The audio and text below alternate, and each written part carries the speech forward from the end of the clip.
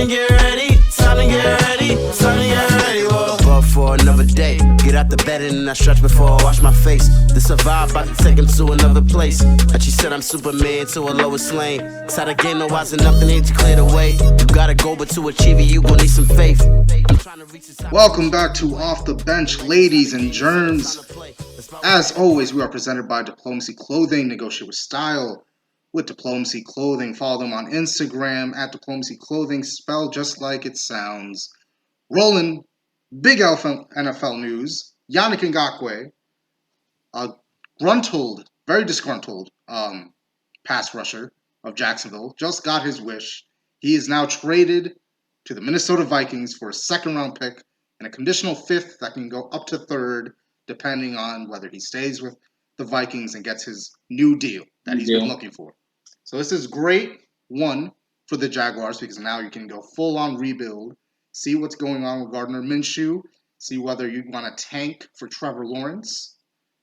And it's great for Ngakoue because now he gets out of a terrible situation in Jacksonville where they were once AFC Championship contenders. They've fallen all the way down to the top 5 pick of the NFL draft for the foreseeable future based on the talent they just traded away. Last year was Jalen Ramsey. Now it's Ngakoue. So Ngakoue finds a new home in Minnesota. Minnesota basically finds their Everson Griffin replacement on the defensive line. Yep. And now they're feeling confident about possibly going back to the playoffs and maybe getting that divisional win that Kirk Cousins now has to get.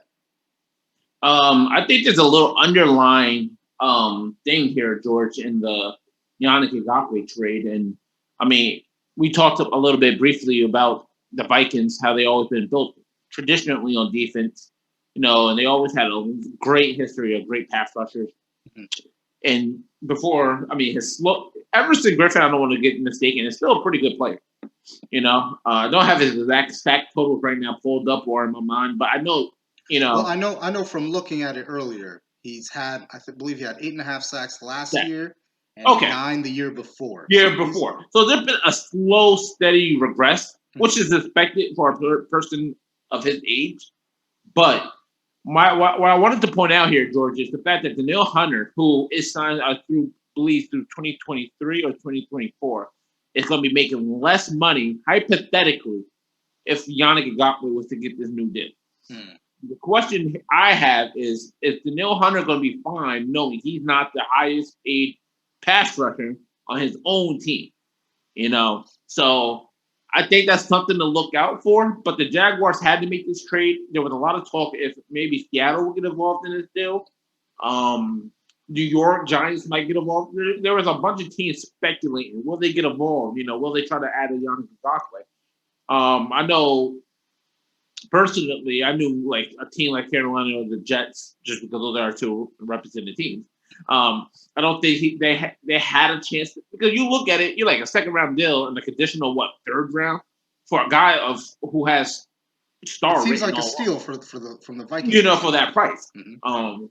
And the thing with the Jets is that earlier this past week they were rumored to be the number 1 team that the Jaguars are going to trade him to. There was a lot of steam picking up. They were saying that, yes, he will be moved by weekend's end, and the Jets are at the top of the list that are going to acquire him.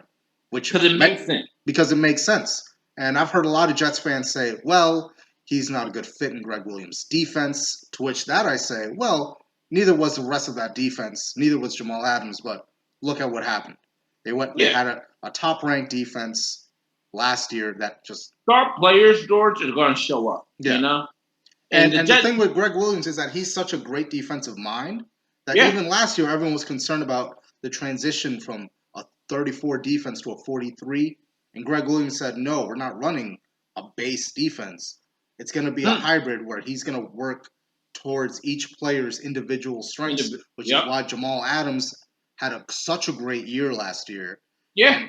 And basically was all over the field, and why Greg Williams, after the trade happened, said, well, Jamal Adams is probably going to get bored because he's not going to have that hybrid schemes that Greg Williams was using him for. He's just going to be a box safety like a strong safety usually is, and that's why he said he's going to be bored. Now, Pete Carroll can probably use him that way. That's a whole different story, but Greg Williams was brought in to be that defensive coordinator to use your best players at their strengths, not expose their weaknesses as much.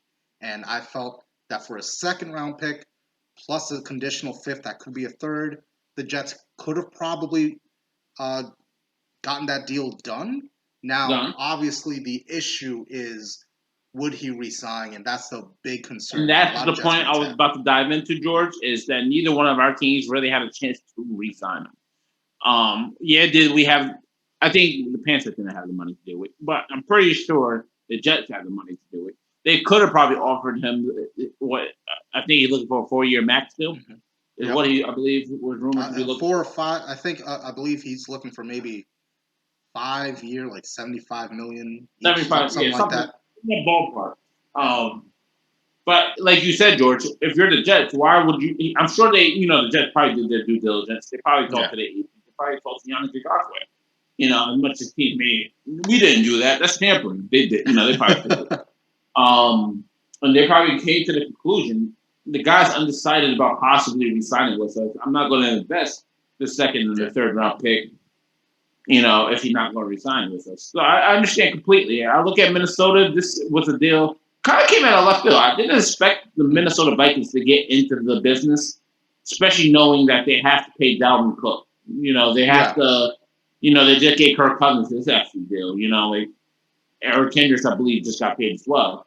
So they have people, who either have to be paid or has been paid.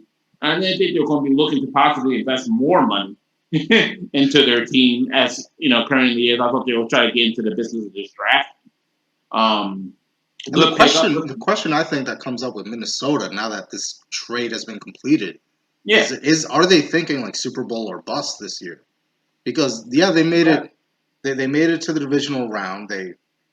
Kirk Cousins got his first playoff victory as a quarterback, and Minnesota gets their first playoff victory, I believe, since Brett Favre was there. Because the last time they were there before that, I think Teddy Bridgewater was a quarterback, but then he got hurt, and they had to bring in. He's a wide receiver for the Panthers now. Joe Webb. Joe Webb was the quarterback last time they were in the playoffs. The last time I believe they won a game was when Case Keenum was quarterback. Case Keenum, yes. Sorry, I apologize. That was wow. But yeah, and they lost to the eventual NFC champion 49ers. So are they thinking it's Super Bowl or bust now that they have Kirk Cousins signed up for an extension? And you mentioned all the players that are set to hit free agency. Is it Super Bowl or bust after just making it to the divisional round? Or is this let's get him for 1 year rental? If he wants to resign, that's fine. If not, we didn't give up that much because we're going to be in the playoffs regardless. And that's probably what they're probably thinking. They're probably thinking this is a win-win situation because you want his production for the year anyways. He's going to be a double-digit sack guy probably. Next to Danielle Hunter and Linval Joseph. They got a great defensive line, stacked defense. And if he resigns, then that's even more of a win because now you got this guy long term. The question is, like you said, is it Super Bowl or bust? And that has to be what they're thinking. Like that kind of has to be. You won't make this deal if you don't believe you have a Super Bowl winning roster. Like you're not adding Yannick Ngakoue if you don't think you have a legit chance to compete for a championship. I don't think Minnesota's too far off. I just don't believe Kirk Cousins is the guy to get you over the hump. I think they invested the quarterback money into the wrong guy. Just one wild card win isn't enough. I thought to warrant that extension that they gave him right after the season ended. No, not at all. And I mean, you only upset Stephon Diggs. You had to get rid of one of your star receivers because you gave this guy that max extension. It was pretty weird because I thought. After the year that Case Keenum came off with them, I'm like, Kirk Cousins and Case Keenum is almost a wash, in my opinion, because they're both going to do the same thing, Kirk Cousins will push the ball downfield, but so will Case Keenum. I think Case Keenum might be a little bit more mobile than Kirk Cousins is, So, like, I'm going to almost want to, for the cheap price tag that you would have probably been able to get Case Keenum for, I would have rather just kept Case Keenum, and see what what possibly happened there instead of investing a lot of money into Kirk Cousins, upsetting your star wide receiver, which you had to move. And I, we'll see. I'm not skeptical on them winning a championship this year, but we'll see. Dalvin Cook have another great year. Adam Thielen stays healthy. They have a chance to compete. Yeah, and the thing, I go back to the Jets, and you mentioned that they were likely not to re-sign him. But if you're telling me that you're rebuilding, right? Everyone who says the Jets are rebuilding, to which I say yes, but they're trying to add pieces around the offensive line. The offensive line has gotten some bandages this year, but Mekhi Becton, who we're going to get to in just a bit, he's been looking great so far. But what's the one thing that all Jets fans know has been missing from their team? And as many holes as the Jets have this year, what's the one thing they've been missing since 2005, 2006? And that's a pass rusher, because they haven't had one since John Abraham. And I've heard people say you can go build through the draft. Well, we've been through how many GMs since John Abraham? I would give Muhammad Wilkerson when he was those early years with the Jets, the little slide. He was great for you guys. No, he was great until he got that extension. That money. And once he got that money, he got a little too comfortable. Yeah. And that's where I'm trying to get at right now. Like a top player at a premium position that you've been desperate for since 2000, for basically 15 years. He's out there. And I think a deal like this, for a short-term deal, and I'm thinking about it like, you just made a deal with Seattle. You have 4 first-round picks the next 2 years. That one of those first-round picks is going to supplement a second-round pick if you lose it, if you trade it away. Essentially, yeah. And if Greg Williams is and I go back to Greg Williams, if he's such a great defensive coordinator, and he can bring out the best out of his players like he did Jamal Adams, and Jamal Adams is completely different from Ngakoue. Avery Williams. Ngakoue is completely different from Adams, because Jamal Adams, he was a diva. He wanted a contract extension when he still had 3 years left on his deal. He wanted a contract extension when he had 2 years left on his deal. And everyone was saying, dude, like, you're not up yet. Oh, well, Christian McCaffrey got his deal. Well, yeah, but Christian McCaffrey is the whole Carolina Panthers offense. Yeah. You're not the whole defense. And it's a difference when you're scoring points versus when you're stopping. And it sucks to say for defensive players, but let your name Aaron Donald, Yeah, and that's the thing. We see Seattle hesitate to give Earl Thomas, who at the time was probably the best free safety in all football, his money. Richard Sherman as well. So it's almost to the point where it don't matter how great you are defensively, it's tough to get your money. And Yannick Ngakoue, Jacksonville had the money to give it to him. They could have gave him the money. They just decided that instead of going back to the well of what made them great AFC champion contenders a couple years ago, they just decided to just revert the whole thing. The Khan family said, you know what, we're starting from scratch. We shouldn't have invested all this in draft capital and money. Draft capital and all that. So they're full on rebuild mode. So that's understandable. But the Jets right now, they finished the season 6-2. Greg Williams has been praising Jamal Adams before the trade. Everyone's saying that they're in a good relationship. But of course, when you started 1-7 and you're approaching the trade deadline, obviously you're gonna have to try to see where the value is, because you have to get some positive out of a lost season. No one expected them to go 6-2, and now they have expectations where now the over/under of their wins could be six, maybe 7 wins. And if you're the owner, and everyone's talking about, well, Adam Gase hasn't really proven himself as a head coach yet, you're looking at it. He has to get minimum 8 wins, maybe 9 to make the playoffs as the wild card, or even 9 to win the AFC East, depending on what happens. Yeah. And if I'm Adam Gase and I'm Joe Douglas, yes, I want to build through the draft, but I also understand I've built enough draft capital where maybe I'm okay with just trading a second-round pick and a conditional 5th. Because let's say he walks away, but now you have the talent on the defensive line where you can say, okay, Adam Gase, we gave you the talent on defense. We're working on the offense. Try to get more than 7 wins, and then that'll really show whether Adam Gase is the right man for the job, whether Greg Williams can actually bring out the best in his defensive players, And if he walks away, you still have your 2 first-round picks. I'm Yeah. not saying trade your 2 first-round picks for Ngakoue that you just got from Seattle. I'm saying No. take one of your second-round picks, who historically the Jets have not been great at picking in the second round. Remember Christian Hackenberg? How many games did he play? 0. He played 0 games, and that was a waste of a second-round pick.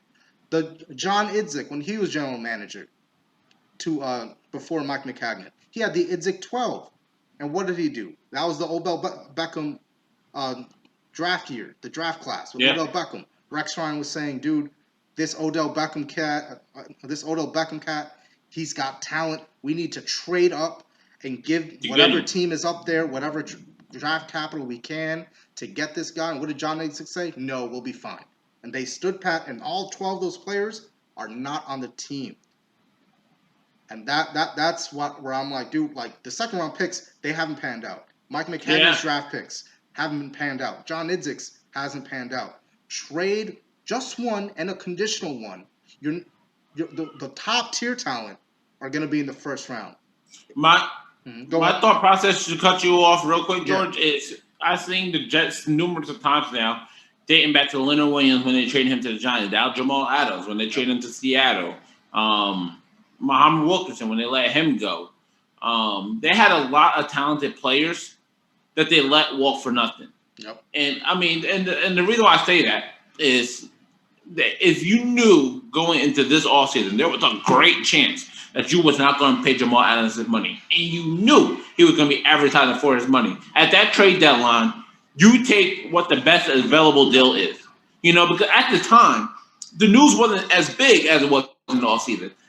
I'm sure teams were given at least considering giving the Jets 2 first rounders for Jamal Adams. I'm sure some team came up and said, "Hey, I'll give you 2 firsts for Jamal Adams," and they said, "We'll hold off." You know, and now look, you got what was deemed to be a pretty good deal for Jamal Adams, but you could have probably got more. And you know, you let basically him walk for, I would say, nothing. Because like you just pointed out, George, the Jets are not a historically great drafting team. They have not hit home runs as nearly as often as we would like them to.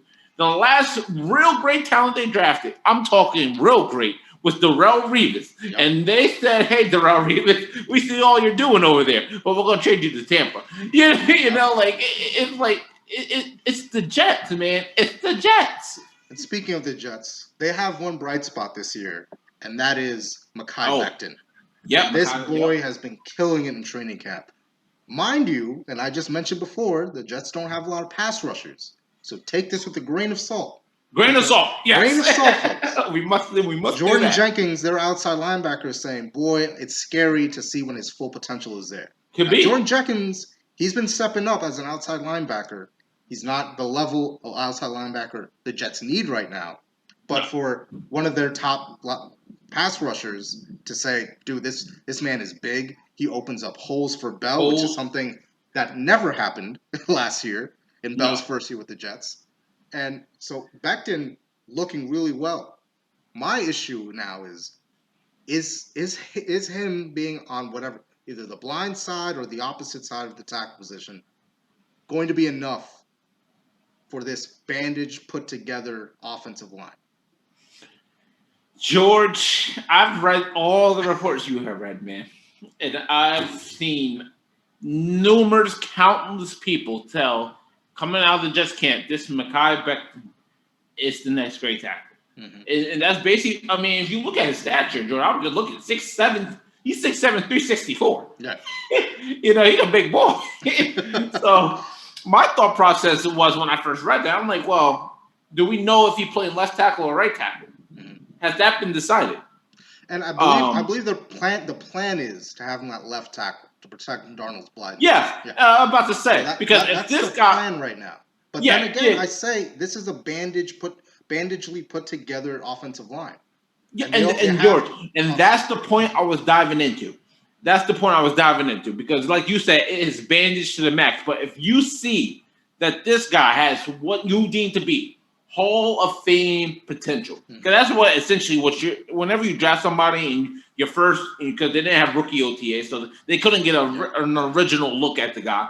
This is the first time they're actually seeing him in full pad competition against their outside linebackers. And if they're thinking, man, this man looks great, play him at left tackle, George. I'm tired of seeing people take star left tackles in the first round to play them at right tackle to get them adjusted to NFL strength. I don't want to see that. Because if you drafted this guy in the first round, top 10 of top 10 pick, and you're saying this guy's gonna bring me home, and he's a left tackle, play him at left tackle. Yep. I don't want to see him play right tackle because that's not the position you drafted him to be. The right tackles nowadays, when you think right tackle, you think Lane Johnson. Yep. He's the prototypical great left tackle. Mekhi Becton, love the guy, but he's not agile enough to, I believe, to play right tackle. You'll probably have to play him at left tackle. At that left tackle position. And that's because right now you talk about the tackle positions in the Jets. They have Mekhi Becton and Udoka, who was drafted last year. He's in his second year now. Yes. So you need not only Becton to live up to his potential, but we need Udoka to be consistent. Because last year, the big issue with all the injuries they had, they kept moving Udoka to left, right. You can't do that in the middle of the season. No. Because now he has to figure out a whole different set of footwork. He has to figure out a whole different way to block. He's guarding different pass rushers. Yes, exactly. So if they stick to this Becton and Udoka tackle position, now you have to look at the interior line. And I like the fact that they kept Jonathan Harrison, because not only can he play center, and he's a run-blocking center when he does play center, but he can play at the guard's position. And Harrison, despite his issues pass protecting, he's average to above average run blocker, which is all you need right now for Le'Veon Bell. And I'm about to say, and that's what the Jets should be leaning to, because Mekhi Becton coming out of college was known to be a great run blocker. Yeah. Where he makes a lot of Le'Veon Bell for that reason, to just run the ball, help and get the pressure from Darnold. A lot of people argued, I know you was one of them, George, I was one of them as not even a Jets fan. They didn't utilize Le'Veon Bell enough in the offense, and they still went 6-2 down the stretch. Now, imagine if they actually used Le'Veon Bell the way we're accustomed to see Le'Veon Bell being used, catching more balls, running more balls. And I know Adam Gates coming out of camp said they don't tend to run Le'Veon Bell into the ground. I understand that, and I respect that. But you didn't pay this man a boatload of money to not utilize him. You give him the ball. Sam Darnold will thank you later. We talked briefly earlier in the year, George, about them losing Robbie Anderson. Yeah. Losing a couple of key pieces on offense. It's going to be more of a burden now this year for Sam Darnold than it was last year. Run the damn ball. And check the ball down to Le'Veon Bell. Let Le'Veon Bell take a load off your young quarterback, and then we can see the best Sam Darnold. And another thing coming out of Jets camp, too, is that there's a huge issue with the wide receiver depth. And that's an issue that I noticed when we were doing the NFL draft earlier this year, where, they drafted Denzel Mims in the second round. Which we both agreed was a good pick. It was a good pick. But then that was it. In a very receiver-heavy draft, you only draft one receiver. Yeah. So, I like the Bryce Hall pick for corner, but it's the injury issues that concern you with him. But when you're looking at, they're basically trying to pull the one man's trash is another man's treasure routine by bringing in guys like Chris Hogan, Dante Moncrief. They're signing all these random receivers and they don't even fit what New York was looking to do. Yeah. And you look at the receiving core right now, outside of Brashard Perryman and Jamison Crowder, really isn't much depth as lightning strikes behind me to signify how terrible the Jets receiving core is. I think this might be worse than last year. Because last year you could say, okay, you have Quincy Enunwa, you have Jamison Crowder, you have Robbie Anderson. Which is a good three. It could have gotten you games, but then what happened? Quincy Enunwa was injury-prone. Body came back. He got hurt. Crowder was just getting double-teamed every single time. Robbie Anderson only knew how to streak down the He's a one-trick pony. Didn't know what to do. Which is why I was curious when we signed him. Yeah. So now I'm looking at it like, okay, Chris Hogan, he was decent when he was in New England. But what else can he do? And then you have Braxton Berrios. Well, he's more a special teams guy. He had that one big... I lost power.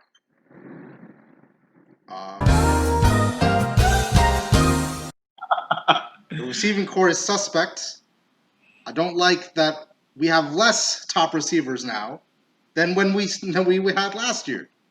And I love the sign Brashard Perryman, but him and Crowder will be interesting. Training camp notes say that it's been a lot of dump off to Bell, then get it to Perryman. Dump off to Bell, get it to Crowder. And then who else is getting the ball? Nobody. No one. They're like, oh, well, Braxton Berrios, you're our main punt and kick returner. Mind you, he's the only one returning any form of kicks. Kicks, yeah. And they bring in Dante Moncrief. Well, okay, what's he going to bring? Is he going to go to special teams?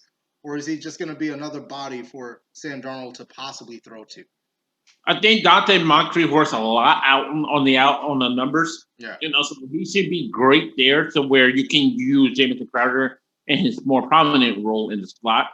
I think that was the thought process behind the Dante Moncrief signing. Because outside of that, it doesn't make any sense to really sign him.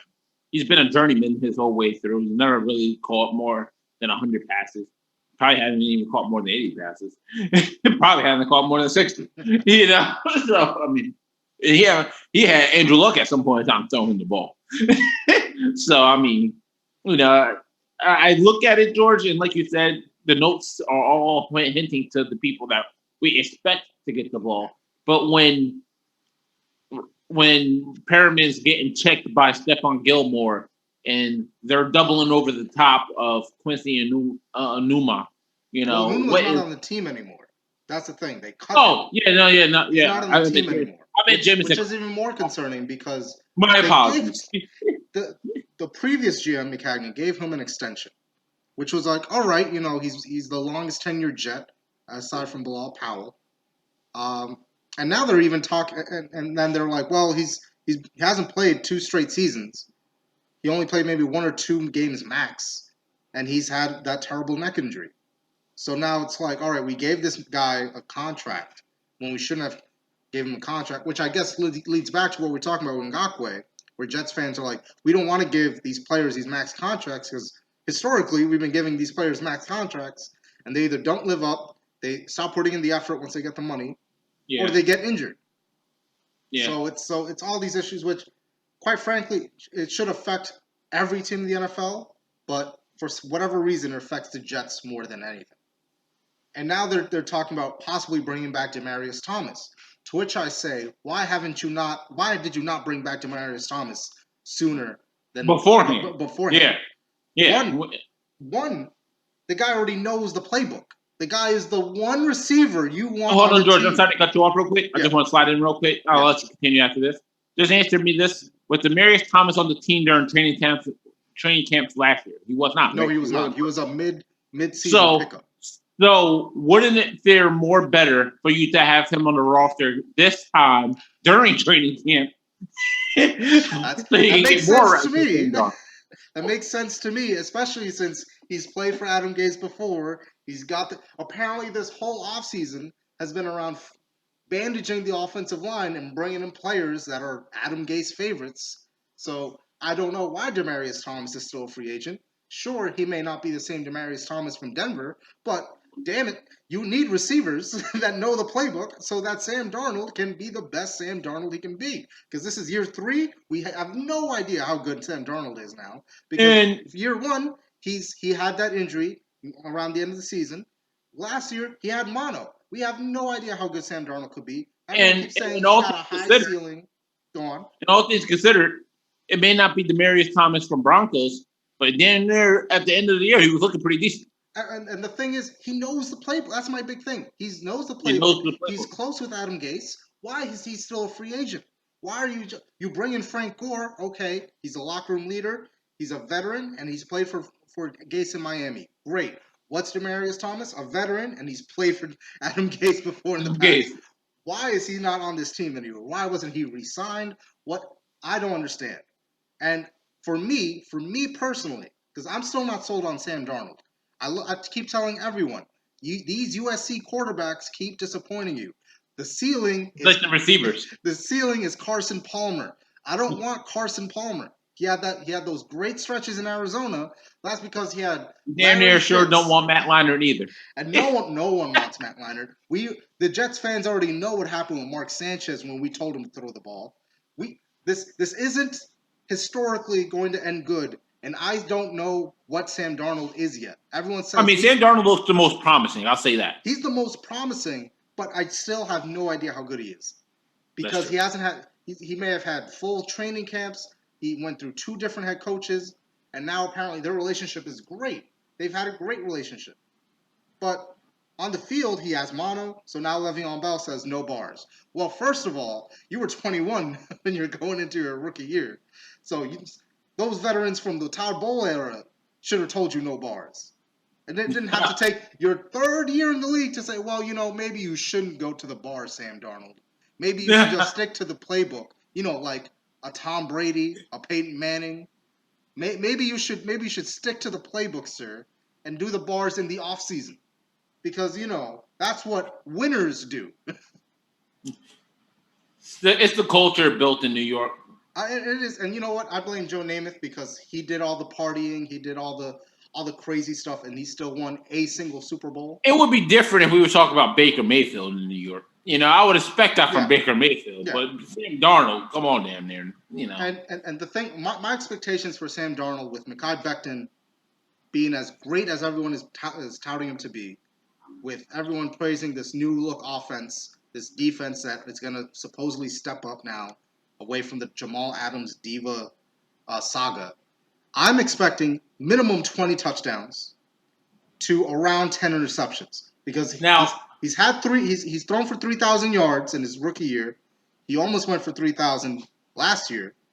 So for what that tells me is that you have the potential to reach 4,000 passing yards. Is he going to do it? Probably not, but that's my expectations. Now, George.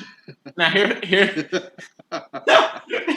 Oh gosh, here we go, guys. Here we go. See, the fans wanted more Jets talk, and damn it, I'm giving it to them. I hate to be the bearer of bad news. I understand. I know what you're gonna say next. That's why I emphasize these are my expectations. These are my. If you are telling me this. Sam Darnold last year threw for 3,024 yards. Yeah. Right? A quarterback rating of 84.3. Mind you, the kid had mono, Yeah. But he still had receivers. Yeah. Let's keep that in mind.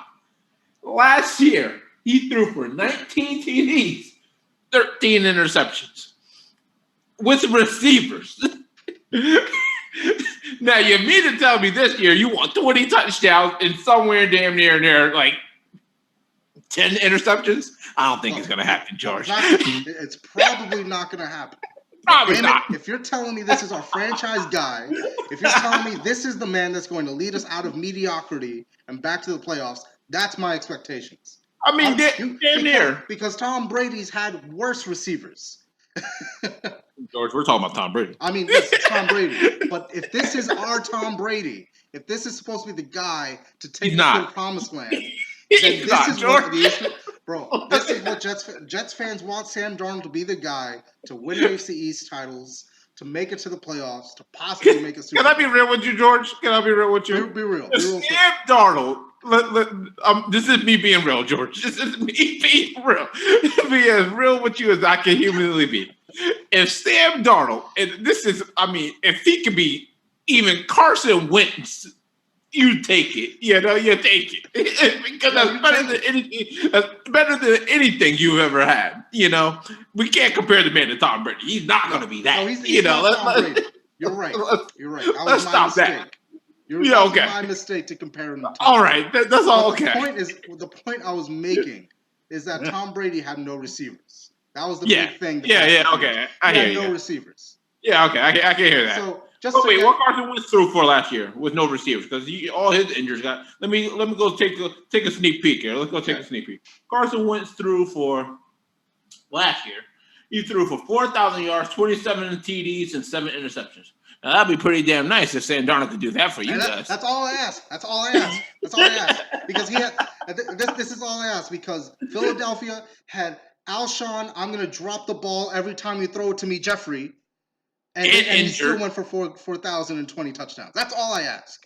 You have no names past Perryman and Crowder coming in. Braxton Berrios is a kick returner. Don't question. I don't care if he had a 40-yard reception against the damn Raiders.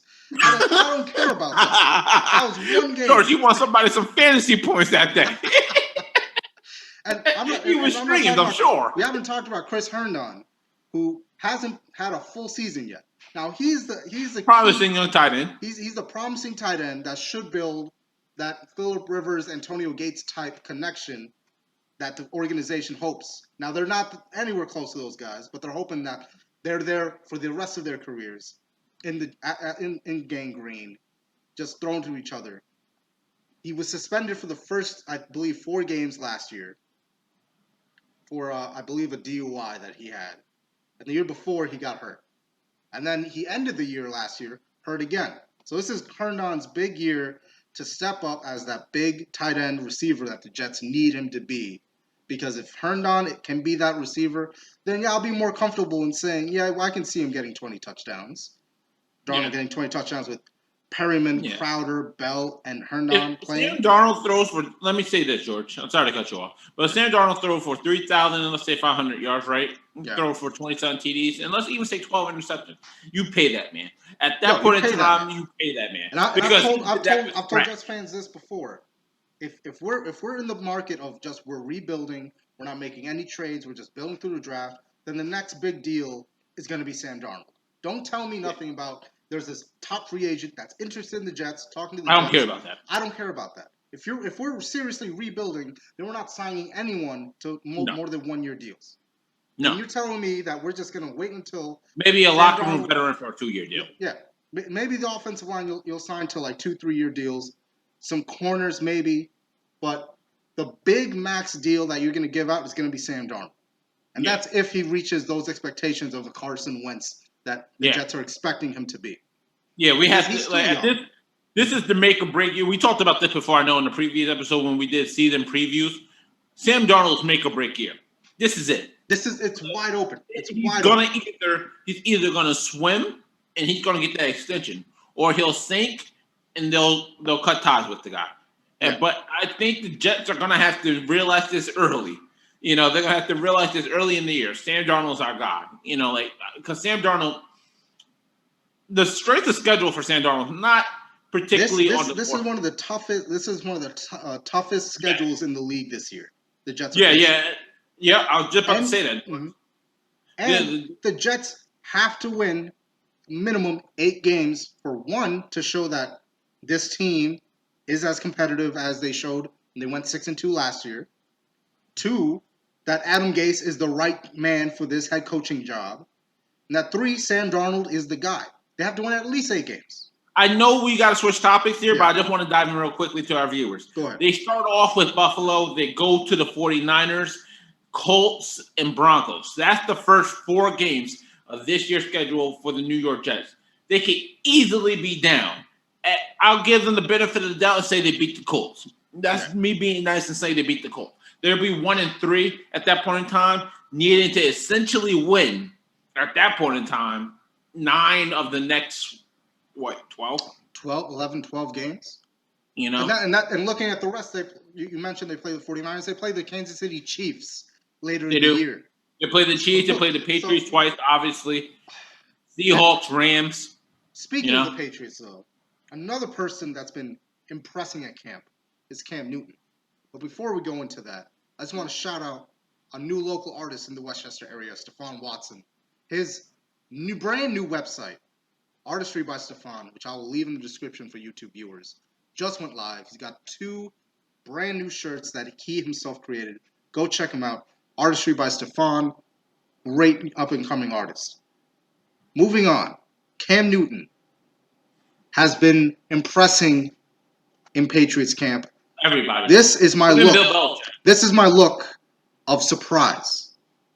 I'm not surprised. No. For the Spotify listeners, for the Apple Podcast listeners, I am not surprised at all. You would mean to tell me that we expected Hoyer or who's the other quarterback? Stidham. You expect me to believe that Cam Newton, even at 50%. Well, in all fairness, George, before I let you forget, I'll let you get into that ring. Jarrett Stidham is injured. So let's give him the benefit of the doubt. Okay. Look. Here's the thing. Cam Newton, even at 50%, is better than Stidham and Brian Hoyer at the same time playing quarterback. That's it. That's why when the Patriots signed Cam Newton, I'm like, well, damn, the Patriots dynasty is alive and well. They're not losing that AFC East title. Damn it. And if you need to tell me, oh, well, Cam Newton, he's looking really good. Well, what did you think? He's as close to 100% he can be. As he has been in 2 years. He's got Sonny Michel to just hand it off to, whether it's an inside handoff, outside handoff. Sonny Michel, whatever. James White. James White, he's got weapons at the running back position. Sure, you can say that the receivers aren't as good as he's used to, but if N'Keal Harry can stay healthy, N'Keal Harry is going to be the big X factor that's going to blow the roof off the joint. I would like to chime in here real quick, George. As the former Panther guy, I've seen this man do great things with next to nothing. But here's my concern when it comes to New England and Cam Newton. It's not the talent that Cam Newton possessed, because if we look at last year as just a wash year, we don't even look at the stats for that year, right?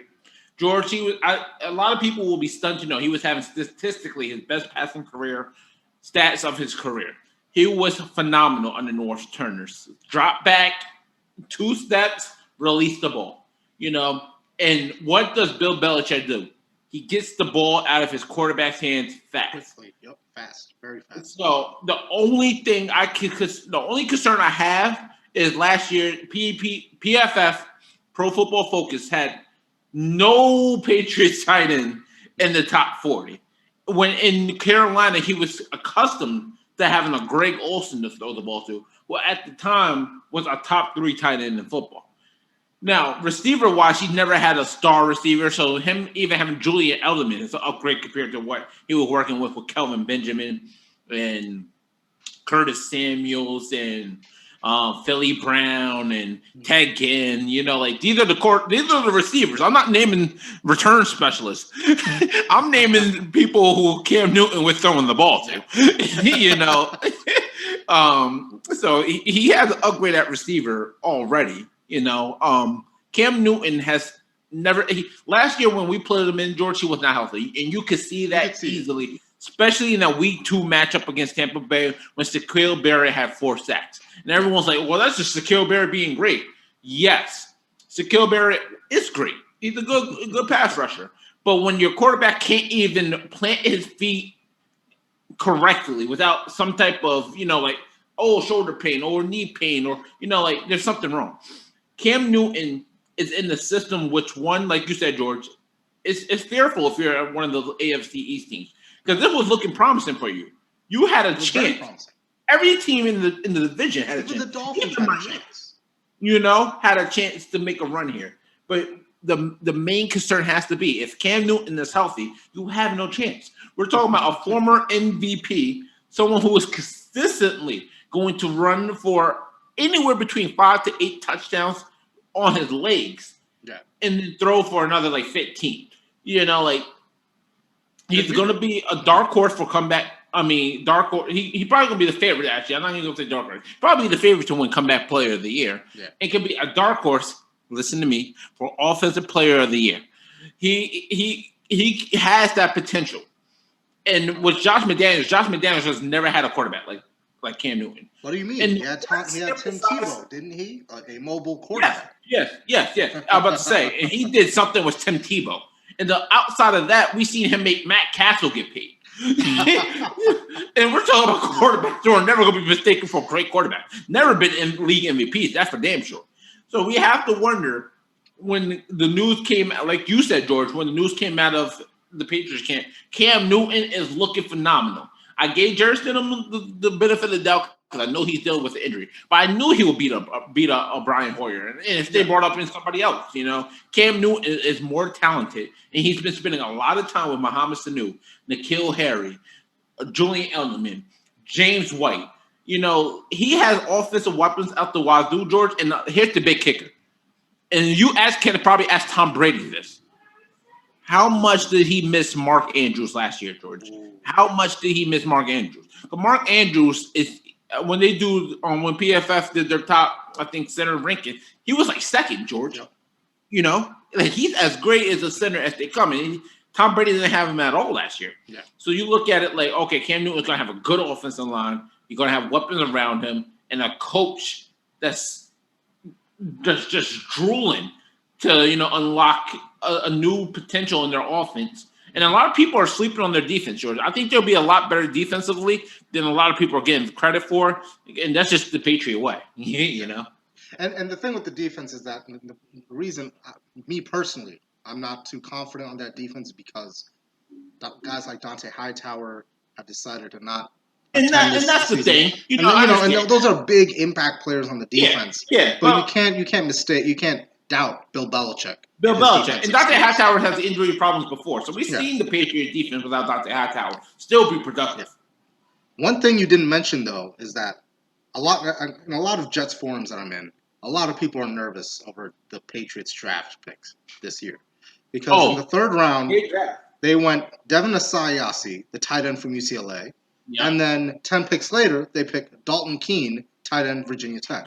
Last time, they went 2 tight ends in the same draft in the same round. With Gronk and Aaron Hernandez. And we all know how great those 2 tight ends were, a la Aaron Hernandez, before everything went south for him. You heard me mention PFS not said they didn't even have a top 40 tight end. Now, this, obviously, if you're a Patriots fan, you want that kind of dynamic duo from the tight end position. You want the Gronk and Hernandez type deal from Asiasi and Keene. Now, that being said, it's tough with rookies because even in Gronk's rookie year, he was having a bit of issue. It wasn't until he got comfortable in the offense. Aaron Hernandez had a better rookie year, and I believe their rookie year was 2010. I believe 2009, 2010, and that was the year that the Jets went into New England and knocked them out of the divisional round. And I can tell you right now, Gronk did not have a good game. He dropped a couple balls. He was dropping a lot of balls. It was a lot of Aaron Hernandez. Yeah, that game. Well, you looked at the progression for both tight ends as the years went on. They got a lot better, and that's my concern right now with these 2 tight ends. They're rookies, so is the impact going to be as big as Gronk and Hernandez in their prime? Because you only have Cam Newton for 1 year, and you have no idea. Depending on how much Belichick loves Stidham, we have no idea if he's going to extend him past another year. And here's the thing, George. I'm going to let you finish the segment off. I just want to get one last thing in. You bring up a great point there. Last time we seen 2 tight ends get taken by the New England Patriots were the 2 dynamic duo of Aaron Hernandez and Gronkowski. We won't speak much more than that because obviously the tragic loss of Aaron Hernandez. But as a player. Yes. As a player, phenomenal. Mm-hmm. And here's the thing. Tom Brady put a lot of pressure on them because he threw 30-something times a game. Yeah. Cam Newton's not going to throw the ball 30-something times a game. He's just not. There'll be a lot more run heavy. So if you tell me in 4 targets that these young rookie tight ends get, they catch 2, 3 of them, that's going to, those are impact plays, Yeah. And I just mentioned Cam Newton loves his tight ends, loves them. He probably throws to tight ends more than he throws to actual receivers. I think the possible and another thing that New England does a great job of doing, even last year when with Izzo and I can't remember the name of the other tight end that they played.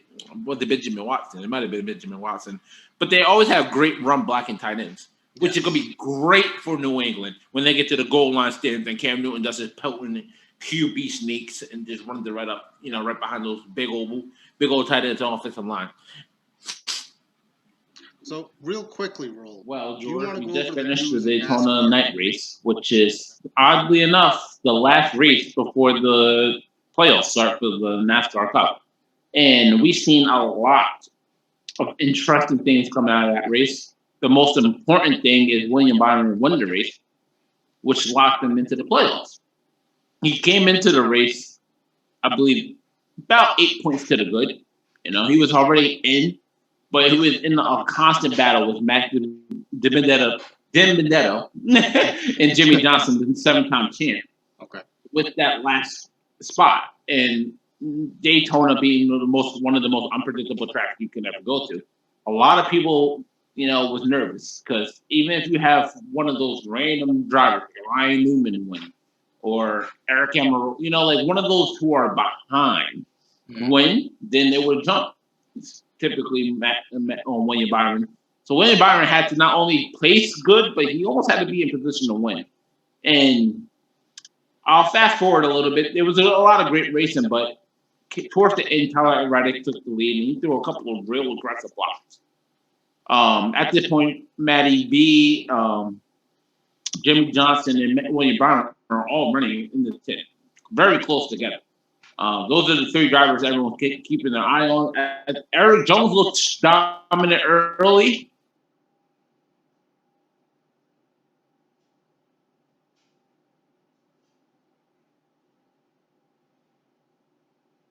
Contention.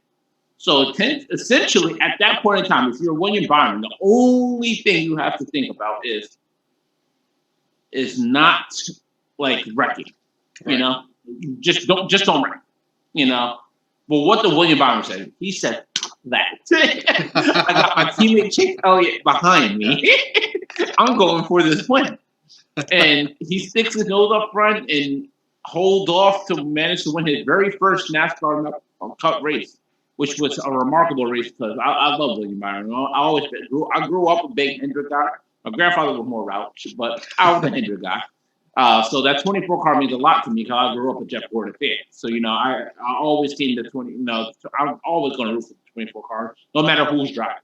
That's just how I've always been, like you, George, when you first ever turned on a football game and you seen the Jets playing. It's one of those things that you're lasting memories that you're like, I will root for this guy or this team for as long as I can. And so when I seen, there's no secret, my favorite racer right now in NASCAR is Chase Elliott.